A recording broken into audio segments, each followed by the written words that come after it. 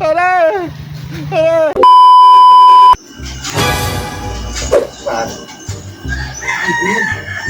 Ay, naglilinis. Sakto eh. Hiramin ko yung motor.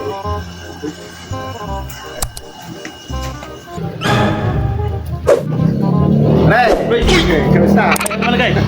Ay, naglilinis ako. Oo bago motor ko kailangan talaga lagi makinis. Naglilinis Siyempre, wala ka hawakan. Ay, hawakan na. Napakadamot mo naman. Siyempre, iningatan ko nga Tapos napakadamot mo.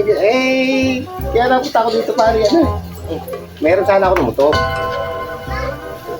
Nautusan kasi ko sa bahay. Walang mga sasakyan to umalis. Naisip kita. Pero yung saglit, pumunta lang ako doon.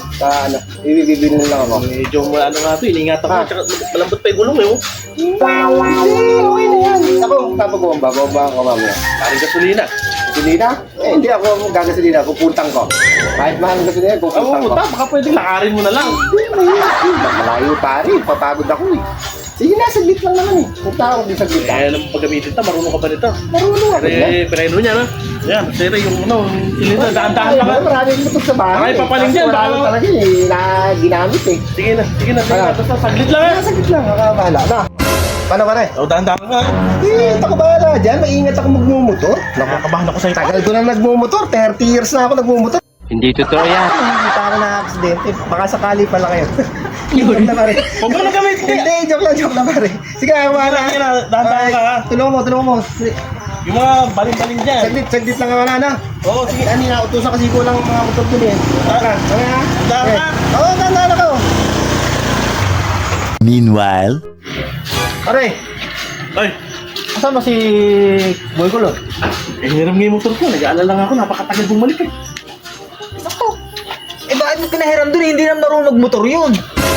Sabi nyo, 30 resolution nagbumotor. Ay, naku po. Bisikleta man, ibinubuwal nun Kailangan ko Sabi ko na Kaya nakarating yun. Dapat yata talagang hindi ko pinahiram Naku po. Dapat yata kumonsulta muna ako sa'yo. Tatay doon, yung motor mo. Ano mangyayari doon? meanwhile, Nasaan na kaya? Ako sabi mo na a few moments later.